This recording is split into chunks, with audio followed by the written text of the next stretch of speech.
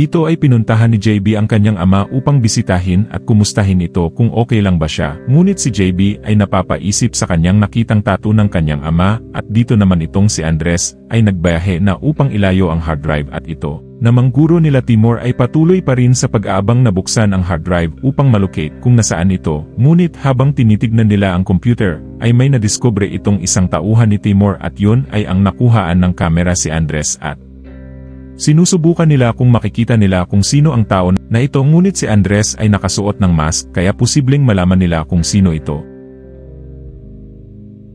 Ganyang matulog ng maaga, napagod siguro, pero huwag ka mag-alala. Nainom na niya ang mga gamot niya. Wala naman siyang nirereklamo na masakit o kahit ano. Okay naman si Sir. Wala naman siyang sinasabi.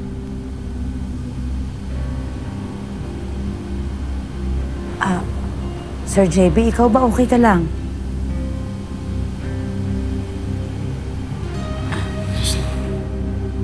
O siya, sige, ayusin ko lang to, ha?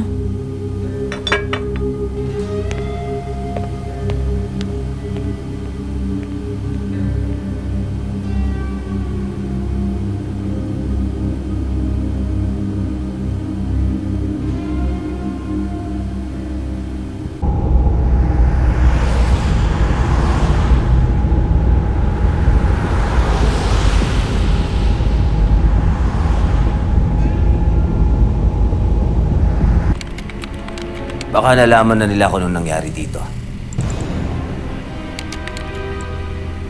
Sana hindi nila tayo i-cut off. Or else. Kaya kailangan natin mahanap yung hard drive na yan kung gusto natin mabuhay pare-pareho. Naniniwala ako na mahahanap natin yung mga gagong yan. Wait. Rewind that. Bingo.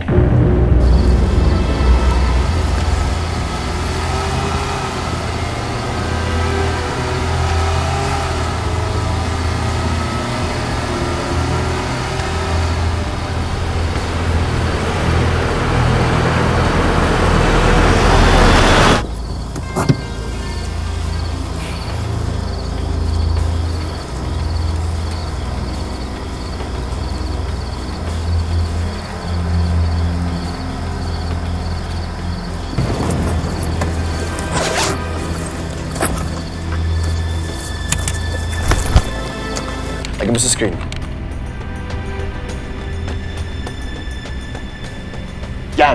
Yan.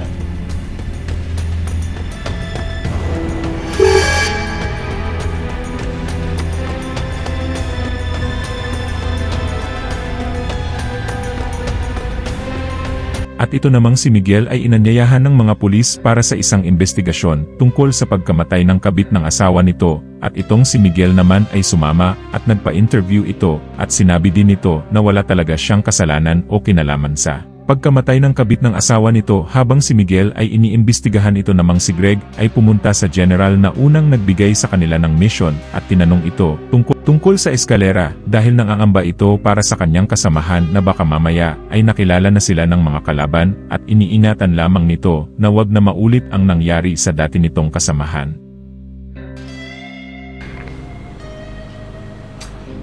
It was the slip of the tongue. You know, we were in a heated argument, so may mga nasabi akong hindi maganda, meron din siyang hindi nasabing maganda sa akin. Oh. Pagkatapos nung nagkita pa ba kayo? Hindi na. That was the last time nagkita kami. Eh, nasaan ka nung araw na mamatay siya? Nasa bahay ako. Kagigising ko lang, so nakita pa nga ako ng kapitbahay ko eh. Lumalabas because I was about to buy stuff. Yeah, samahan mo kami. Sir, I hope it's okay. Nagpunta ako dito. Hopefully, to speak to you in private.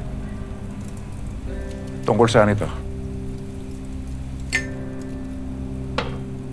Ayoko sanang makadisturbo sa kasiyahan niyo. Maupo ka. Maliit na bagay. Break lang namin sa stress. sa aming mga tungkulin. Sir, this is about the Escaleras. Anong meron sa kanila? Nakita mukha mo sa isa sa mga kontrata nyo? Sinabi niyo sa akin dati. There is a mole in the ranks. Baka mamaya na-compromise na pala kami. Hindi ko pa alam. At ito namang si JB ay aalis na sana nang bigla itong may naramdaman na tao na aaligid-aligid sa bahay ng tatay nito, kaya napagpasyahan nito na bumalik muna at i-check kung merong tao, at napatunayan nga nito na merong tao, kaya hinanap niya ito at napalaban ito sa isa sa mga taong may binabalak na masama sa bahay nila. At habang nakikipaglaban itong si JB, ito namang si Andres ay sinubukan ng buksan ang hard drive, at ilang sandali lamang ay na-detect na ng mga eskalera ang hard drive kung nasaan ito, kaya agad nitong tinawag ang mga kasamahan nito at sinabi ang tungkol sa hard drive, at agad naman silang gumawa ng paraan para mapuntahan ito. Ngunit hindi nila ito kayang puntahan agad dahil dinala sa malayo ni Andres ito upang hindi agad siya mahanap ng mga eskalera.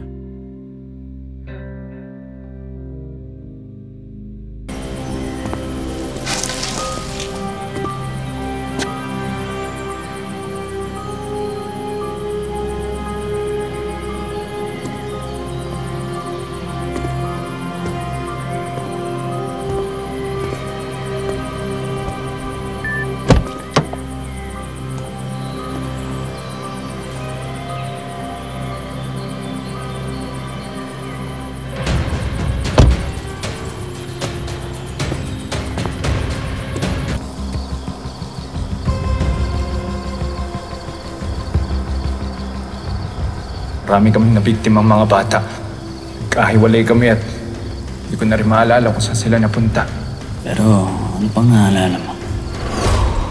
Tato. Tato ng espada na may apoy. Lahat sila mayroon nun. Lahat ng dumakit sa amin.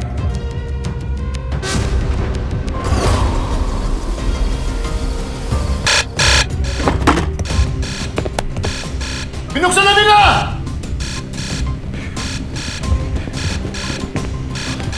Check the location, bilis! Come on! Lago Verde, 480 kilometers from here.